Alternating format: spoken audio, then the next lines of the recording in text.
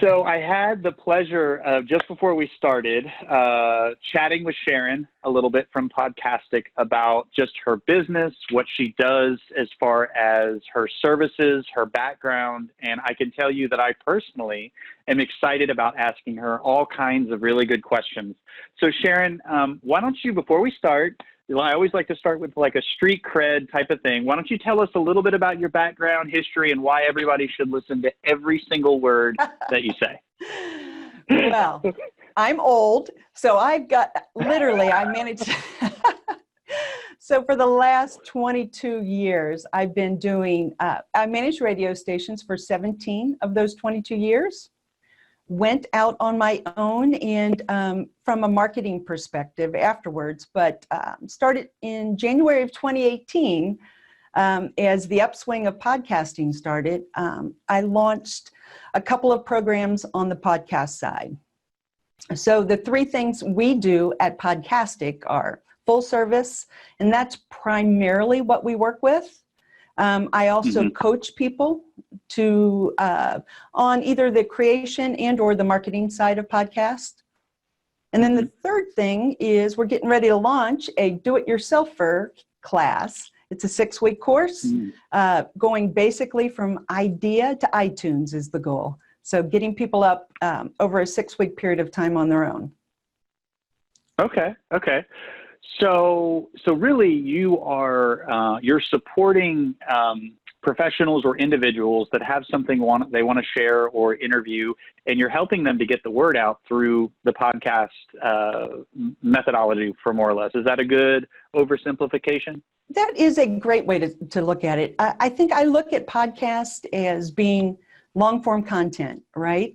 So as every individual realizes the importance of building their individual brand, we come into play with different forms of content creation. And one of the things that is really pushing audio right now is just that you've got all these audio directories. You know, Google now has a big audio directory. iTunes, of course, and Apple have been around for a long time. But then you also have Alexa, Echo, Amazon, all these people coming into the audio space because people want portable. They want it on the go. They want their information that they want, when they want it, and how they want it. And audio really conforms to that very easily. Okay. So I know I enjoy talking with people, right? But the thought of, even though I enjoy talking with people, the thought of starting a podcast is a little bit daunting and scary. There's all that, what do I talk about? Is this going to be that thing that I did for 3 weeks and then stopped? All these, concerns. So if I was sitting in your office and I said, hey, these are concerns that I have, what would you say to me with regards to doing a podcast to put me at ease, so to speak? So I think a couple of things that I would start with. First of all, you never want to start a podcast without committing long-term, just like any form of content creation. And as a matter of fact, for the clients I work with, they have to commit to a year. Okay. All right. When you think of your story and your ideas and what you want to share, I can probably put it in perspective from a real estate agent, probably pretty easily. A lot of real estate agents tell me if I could only get in front of the customer, right, I could tell them, why it would be advantageous for them to work with me. What I bring to the table, my experience, my background, then my personality could come out in the attachment in the relationships, right? And all of that can be done with audio. And it's just a matter of helping build the story and start to create content. Now, the other form there, Barry, is audio is very forgiving. You can stop, start, edit stuff out. Unlike video, where you're in the screen for a given period of time, mistakes you made are there for all to see. Audio is very forgiving. Most of my clients, when they make a mistake, they'll just wait 2 or 3 seconds and we'll edit out all those parts. Okay. No, that's that actually does make a lot of sense because I've screwed up on video and it was really hard to fix it. In fact, I would say that they deleted part of it, but they didn't really fix it. It just was like, wait, what happened? Where'd it go? Yeah, exactly. All right. So I'm sitting in your office and you said, got to commit, got to do it long term. Audio is forgiving, so that puts me at ease. What about do I always have to find somebody to interview? Or can podcasting be an individual talking about things? Great question. Yeah, so it can be monologue, meaning just you delivering a message to the audience. And think of it, your favorite DJs, anytime you hear them on breaks in between the music, right? It's kind of that same thing. It's just you delivering a message to the audience, right? And delivering your expertise. When you do interviews, it's another format, and it's, I always encourage my clients to mix it up, maybe use a little bit of both, right? Okay. But some people are more comfortable doing interviews than others. Yeah. And there's a third component too, Barry, where some of my clients will do what we call features, where they'll go out in the community and they'll interview someone. Maybe it's a fireman, a business owner, or something like that. And then we can edit those into the podcast. So I'm talking about a community, and I'm able to do, basically what you want to do is you want to deliver a message that is on target with the persona that you want to reach, right? So if it's real estate, stay in your lane. That's your expertise, so go there. But also add in community stuff, because that's what real estate agents are. You are the community, right? You're making connections between a certain part of town and the client or customer who wants to live in that area. And so you're trying to create that, environment or that message of connecting all the dots. So you can use all kinds of ways to do it. Okay. So it is, the more I hear you talk about it, it is like your own radio show. It's just probably a lot easier to go from zero to start than going to a radio station and trying to get a show or, some radio time. Absolutely, Barry. And all of my clients, what I recommend, if you're doing this on your own, map out 12 weeks of topics. It's a great way to start. 12 weeks of topics. So you just sit down and start outlining it. And then is that the ideal template is a weekly type of session of some kind? Yeah. So the great news about podcast is if someone subscribes to your podcast, they will get an update every time you create new content. If you get them on a pattern, so every week, every Tuesday morning, they get the message that new content is there. It just reminds them on a regular basis. So that tends to be the best format. Some clients do it once a month. Some do it twice a month. Okay. So you can vary. Some do it every day. It's just a matter of what your commitment is, right? Okay. No, that's very interesting. Is there a difference in length if you're doing a monologue versus an interview style, or does it matter as far as the length of the podcast?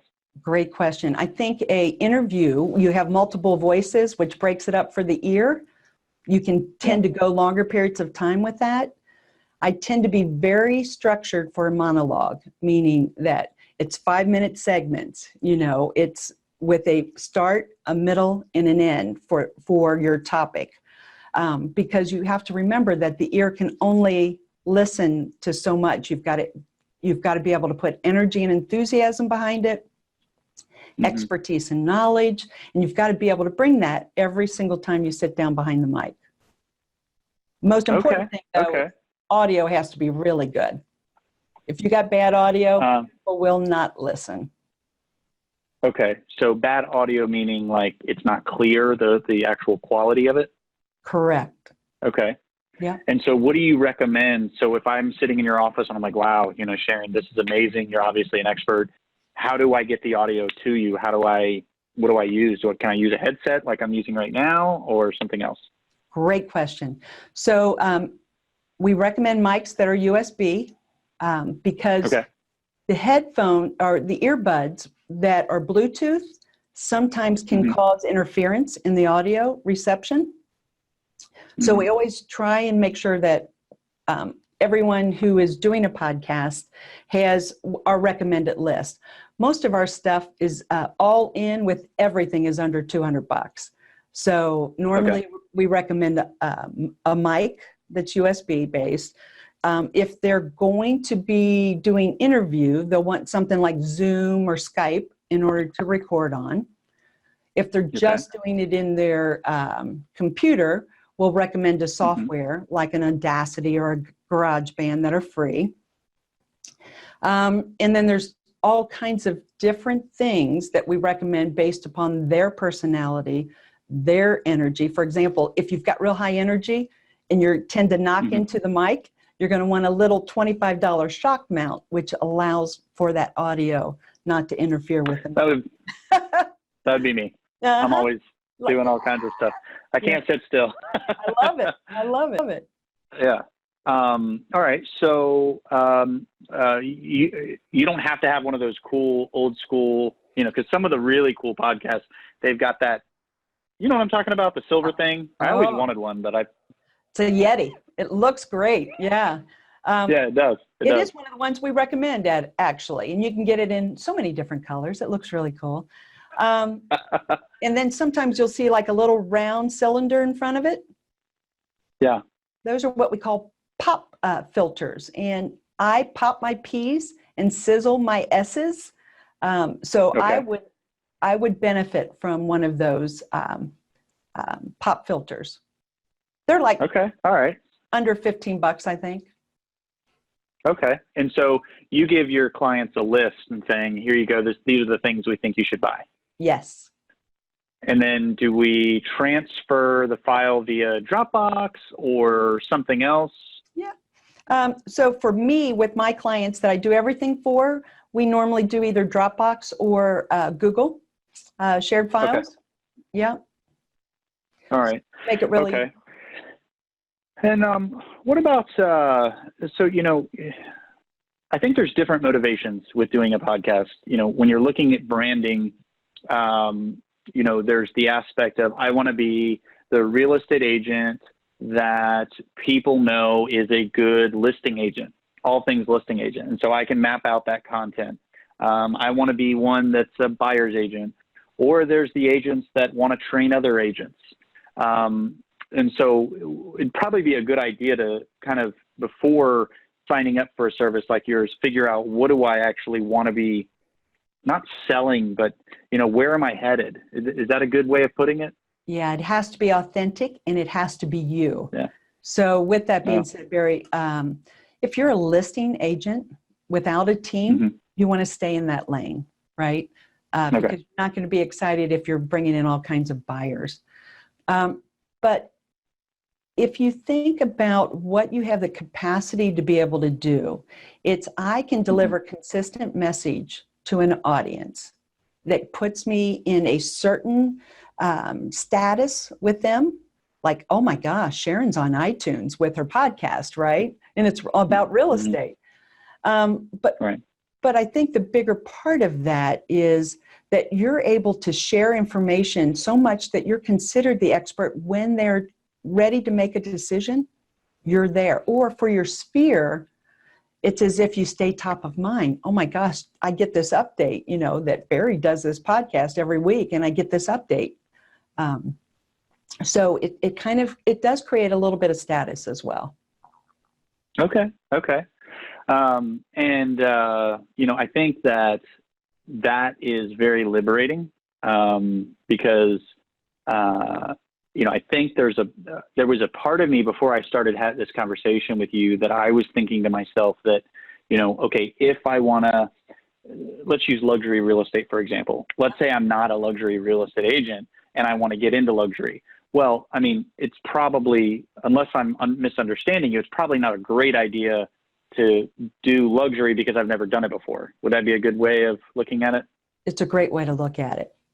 The way that you could you could start to drip into a podcast. So a lot of my clients do everything, right? So they'll do 1 week more seller focus, 1 week more buyer focus, 1 week more market specific information, and then 1 week specialty, whether that's luxury or something unique, veterans associate, type of sales. They'll go into something unique, but across the broad, it's all about who that customer you're looking for. And if you're only going to focus on luxury, then you want a podcast that's 100% luxury based. But if you want to vary and you want that to be a part of your business, but not all of it, you can introduce it, but introduce it in a very specific way that's very targeted. So for example, I can create a podcast. You can market it just like you would anything else, right? I could take a podcast and I can market it to a zip code, and I'm sending out this content for free to, if it's Facebook or wherever you're marketing, and the individual is seeing me a certain way based upon what I'm sending and who I'm sending it to. Does that make sense? So I may send luxury to one zip code, and I may send first-time buyers to a different zip code. Okay. No, that actually is really helpful. And, I'm sure that based on a wide variety of factors, you've probably seen some of individuals that start and use podcasts to really grow their business in different areas. Have you seen any similarities of the people that have been successful using podcasts? What are some things, as those that are watching kind of venture out in this, what are some things that they're doing to that we can glean from, to where we don't make some of the same mistakes? So I'm going to go back first to the original conversation of it being long form content, right? Okay. So oftentimes they'll take this podcast and they'll break it down into 6 or 7, maybe as many as 10 to 15 snippets of content. And they can do that in a couple of different ways. They can, on the day that it posts, they can do it. You can take the embedded player from that episode and then send that out separately. You can create little snippets from the podcast. We call them audiograms, 1 little minute segments. You can send those out like that highlight from that episode, just to get people interested to start listening to the entire episode. And all that goes out on Facebook, Instagram, Twitter, LinkedIn. Those tend to be the social media platforms that absorb podcast creation more than anything else. And then newsletters, YouTube, all of that. So now I've taken one piece of content and I'm distributing it out. Okay. All right. That actually sounds very appealing. Yeah. Because you're all over the place. And the big difference there, it's 30 minutes, right? You can do a lot with that 30-minute podcast. The ideal length is between 20 and 30 minutes. Okay. And because if you think of how people are listening in their daily living, it's in the car, it's while I'm walking, while I'm running, while I'm working out. I can even listen to audio at work oftentimes, right? If it doesn't interrupt with my day.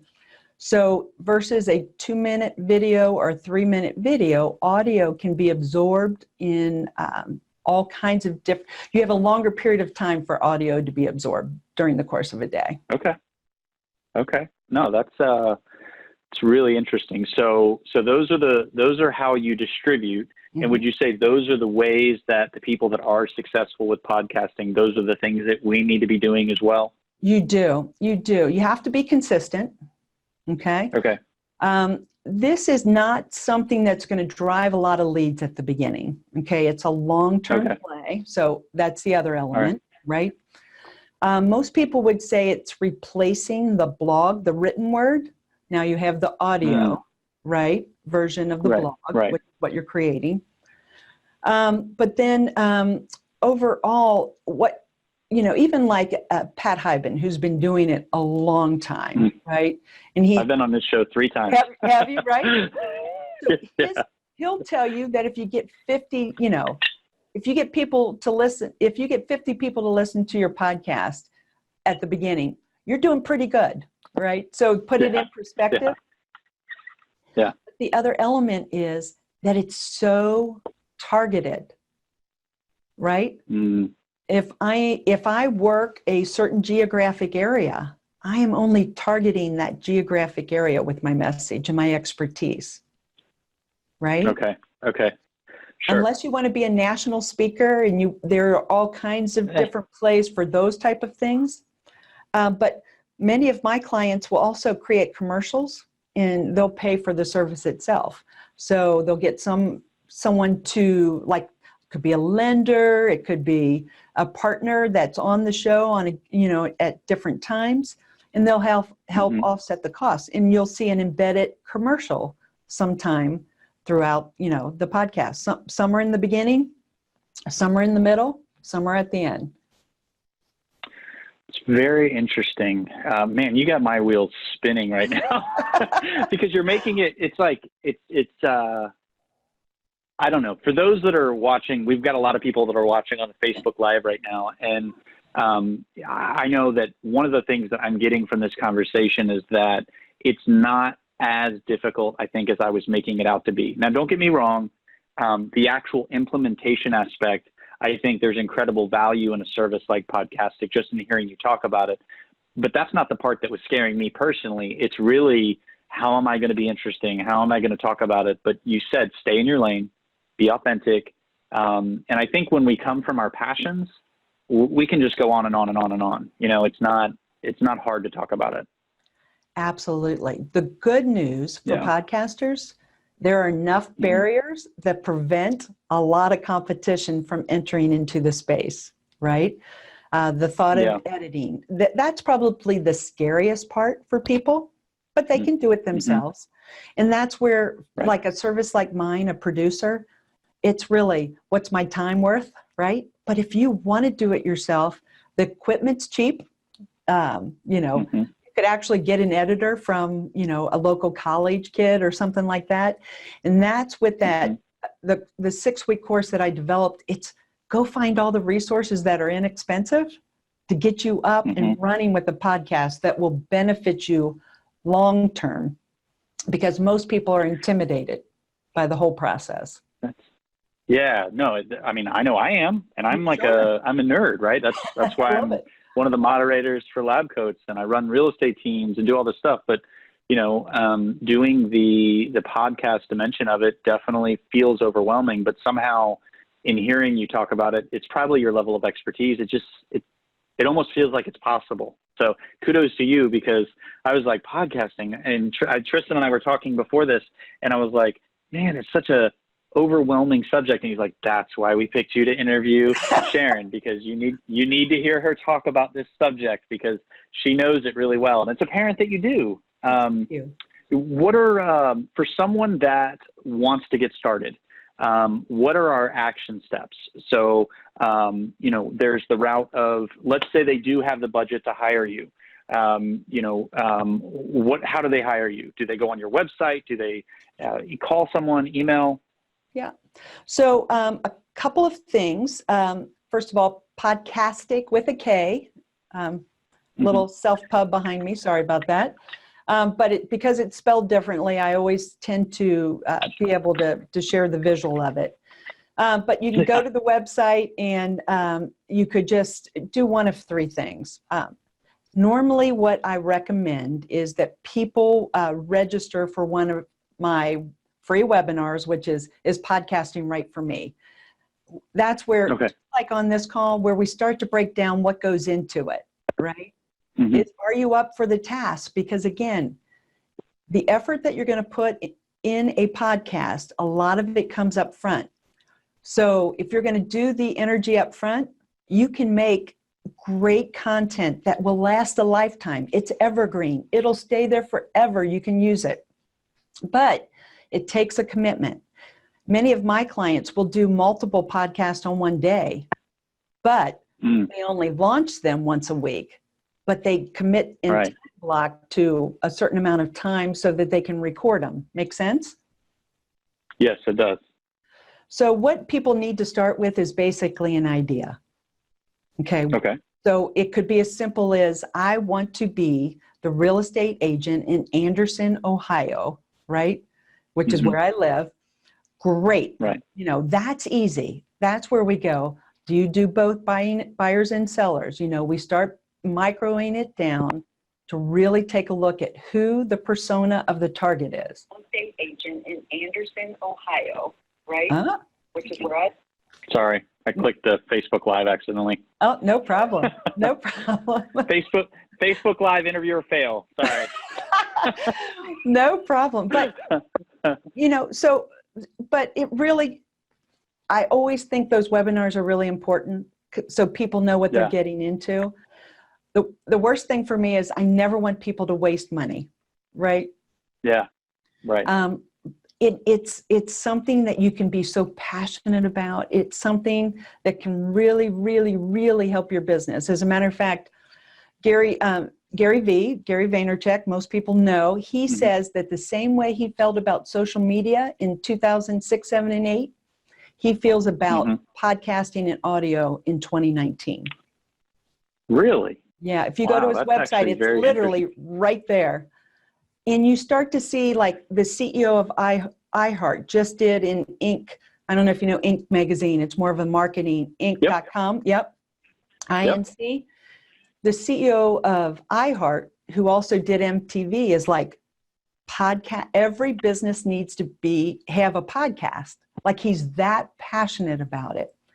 And it's because they see all these signs of audio and the freedom of audio and the ability to absorb audio, and that the consumer wants more audio as a part of the near future playbook for business. Interesting.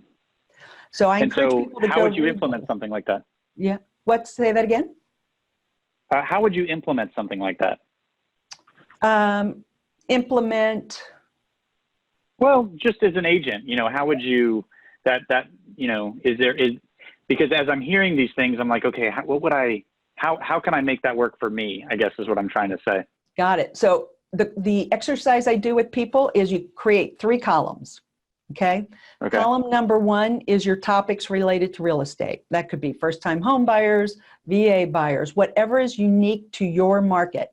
I literally am not a real estate agent, and I came up with 150 that are in one column.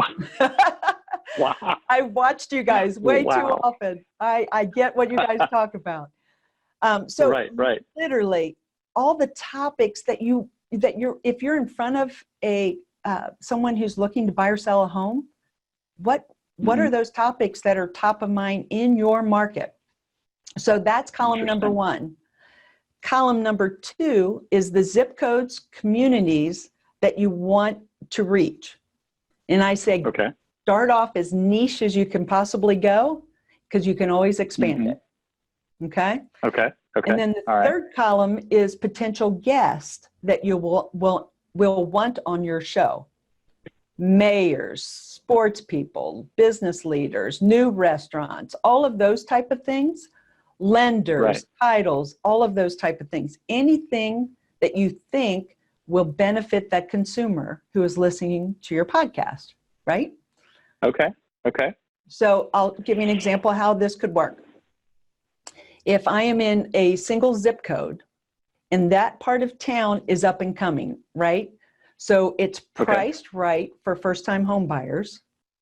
The cool coffee shops and businesses that are going in, you'll want to create the excitement around that community along with your topic of information that you're delivering in your podcast. That's where you get the energy. That's where you're telling stories. That's where people are engaging in the entire process. And your expertise comes out because you're focusing on that person who it maybe is the first-time home buyer. Right.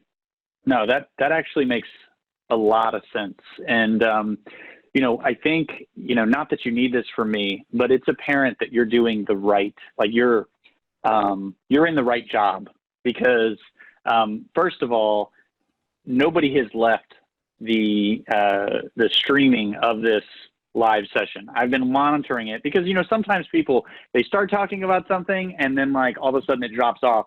And not only have we maintained, but it's actually grown the more we've talked about this subject. And I think that really speaks to the fact this is a subject that real estate salespeople are interested in. They're overwhelmed just like I am.